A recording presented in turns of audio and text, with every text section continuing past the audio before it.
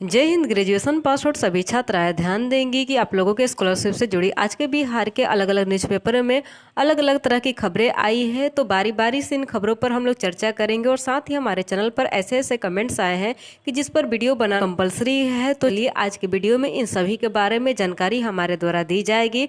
तो आप सभी से रिक्वेस्ट है कि जिनको स्कॉलरशिप मिल गया या जिनको अभी तक नहीं मिला है और जिन्होंने अभी तक फॉर्म अप्लाई नहीं किया है, उन सभी से आग्रह है कि आप लोग वीडियो को एंड तक जरूर देखिएगा। तो देखिए जो न्यूज है आज के हिंदुस्तान न्यूज़पेपर में आया और उसमें लिखा गया है कि 40,000 छात्राओं को 50,000 भुगतान।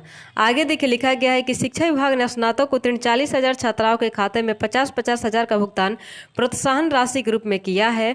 मुख्यमंत्री कन्या उत्थान योजना के तहत इस राशि का भुगतान किया गया है। अब देखिए भुगतान की गई राशि 200 करोड़ है।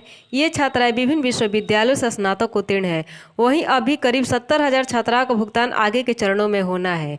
यानी कि देखिए संभावना जताई जा रही है कि जो भी छात्राएं अभी छूट गई हैं, जिनको भी स्कॉलरशिप का लाभ नहीं मिला है, अगस्त के एंड तक उन सभी को स्कॉलरशिप का लाभ मिल जाए और उनकी संख्या 70,000 बताई जा रही है। देखिए इसके साथ ही इंटर पास छात्राओं के बारे में भी जानकारी दी गई है। आप लोग देख लीजिए कि लिखा गया है कि मुख्यमंत्री कन्या उत्थान योजना के तहत जल्द ही इंटरमीडिएट उत्तीर्ण अविवाहित छात्राओं को शीघ्र ही 25-25 हजार का भुगतान इनके बैंक खाते में किया जाएगा। इसके लिए 400 करोड़ की स्वीकृति दे दी गई है। इस राशि से 1,60,000 लड़कियों के खाते में प्रोत्साहन राशि का भुगतान हो सकेगा। वहीं शेष लड़कियों को आगे के चरणों में भुगतान को लेकर विभाग प्रयासरत है। इस साल 5.5 लाख लड़कियों ने इंटरमीडिएट की परीक्षा पास की है। इनमें संबंधित पोर्टल पर राशि के लिए 4 लाख से अधिक का अब तक निबंधन हुआ है, यानी कि 4 लाख से अधिक छात्राओं ने रजिस्ट्रेशन कराया है। और जो राशि जारी की गई है 400 करोड़ की, उसमें से केवल 1,60,000 छात्राओं को एक खाते में भुगतान हो सकेगा। तो ये भी संख्या कम नहीं है, इतने भी छात्राओं का हो जाए तो अच्छा है।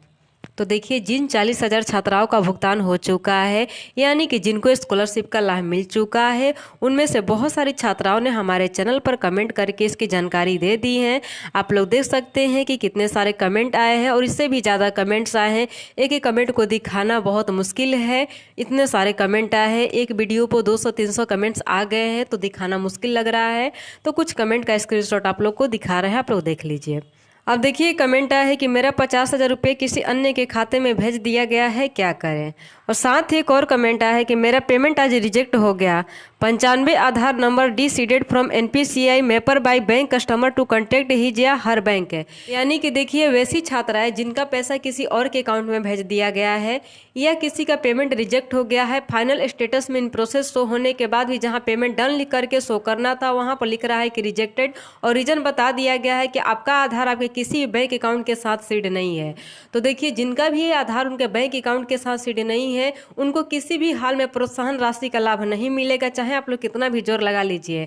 और देखिए जिनका किसी और के खाते में ट्रांसफर हुआ है तो इसके पीछे 2 रीजन हो सकता है। पहला रीजन तो ये हो सकता है कि आपका आधार उसी बैंक अकाउंट के साथ सीड होगा जिस बैंक अकाउंट में आपका स्कॉलरशिप चला गया है, और दूसरा रीजन ये है कि विभाग के द्वारा फॉल्ट भी हो सकता है। तो देखिए जिस भी बैंक अकाउंट में आपका स्कॉलरशिप चला गया है उसका डिटेल आपके फाइनल स्टेटस में शो कर रहा होगा। तो आपसे रिक्वेस्ट है कि आप उस पर इंक्वायरी कीजिए और अपना पैसा वापस लेने का पूरी तरह से कोशिश कीजिए। अगर इसमें कोई दिक्कत नजर आई है तो आप फाइनल स्टेटस का स्क्रीनशॉट लेकर के हमारे ईमेल आईडी पर हमें सेंड कर दीजिए। MST सेंटर चैनल के माध्यम से पूरी कोशिश की जाएगी आपकी सहायता करने की। अब कैसे चेक करना है कि हमारा आधार नंबर हमारे बैंक अकाउंट के साथ सीड है कि नहीं, और सीड है तो किस बैंक अकाउंट के साथ सीड है, आप लोग इस प्रोसेस को फॉलो करके चेक कर सकती हैं। देखिए पर आना है और यहाँ पर टाइप करना है। आप लोग ध्यान से देखिएगा कि हम क्या टाइप कर रहे हैं। तो यहाँ पर टाइप करना है बैंक आधार सीडिंग स्टेटस है। बस इतना ही टाइप करके आप लोग को सर्च कर देना है, हम कर देते हैं। अब देखिए इतना टाइप करने के बाद स्क्रॉल करके थोड़ा नीचे आना है और देख लीजिए ये UIDAI का ऑफिशियल वेबसाइट है, इस पर आप लोग को क्लिक कर देना है। हम क्लिक कर देते हैं। देख लीजिए क्लिक करने के बाद कुछ इस तरह का इंटरफेस ओपन हो जाएगा। यहाँ से आप लोग लैंग्वेज को चेंज भी कर सकते हैं, इंग्लिश में रख सकते हैं और हिंदी भी कर सकते हैं। अब स्क्रॉल करके थोड़ा नीचे आना है बैंक आधार सीडिंग स्टेटस चेक करने के लिए।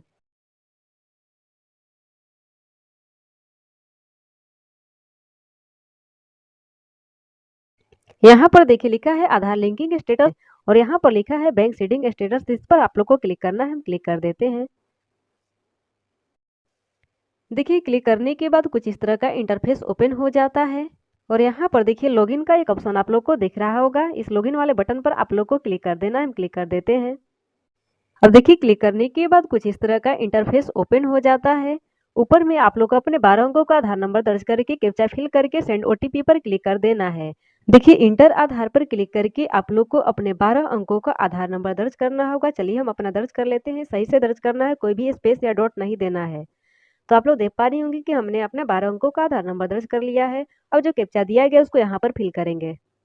अब देखिए हमें कैप्चा सही से और एक बार में ही दर्ज कर लेना है, क्योंकि वेबसाइट ऑलरेडी बिजी रहता है। हम विलंब करेंगे तो दिक्कतों का सामना करना पड़ेगा। कैप्चा दर्ज करने के बाद सेंड ओटीपी पर क्लिक करते हैं। हमारे आधार कार्ड से जो भी मोबाइल नंबर रजिस्टर्ड होगा उस पर ओटीपी जाएगा।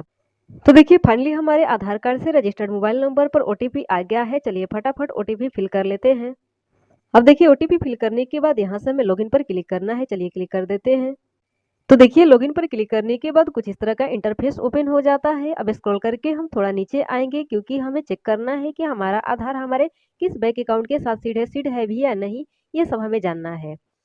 तो देख लीजिए यहाँ पर बैंक सीडिंग स्टेटस का ऑप्शन दिया गया है और इसी पर हम क्लिक करके आगे बढ़ेंगे। आप लोग भी यहीं पर क्लिक कीजिएगा। तो चलिए हम क्लिक करके देखते हैं कि आगे क्या इंटरफेस ओपन होता है।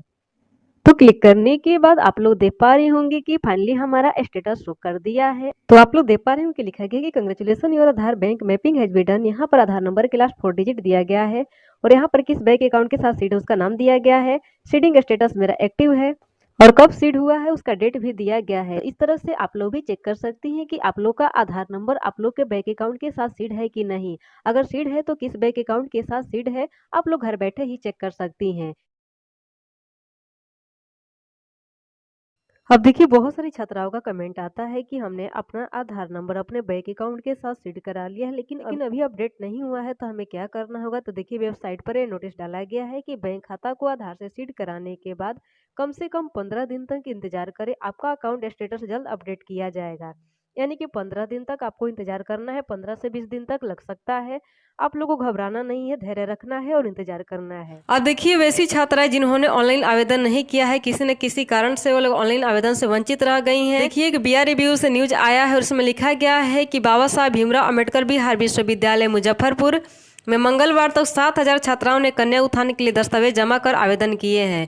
यानी कि देखिए दस्तावेज जमा हो रहे हैं। अगर आप लोगों ने अभी तक अपना डॉक्यूमेंट जमा नहीं किया है तो आप सभी से रिक्वेस्ट है कि आप लोग जाकर के अपने अपने कॉलेज या यूनिवर्सिटी में संपर्क करके डॉक्यूमेंट जमा कर दीजिए, क्योंकि जमा करेंगे तो ही पोर्टल पर अपलोड हो पाएगा, अन्यथा नहीं हो पाएगा और आप लोग एक बार फिर से ऑनलाइन आवेदन से वंचित हो सकती हैं। तो इसको हल्के में ना लीजिए, इसका अनुपालन आप लोग सच समय कीजिए। अब देखिए कि बीरकुंवर यूनिवर्सिटी आरा से न्यूज है, उसमें लिखा गया है कि योजना के लिए पोर्टल खुलने का इंतजार कर रही छात्राएं।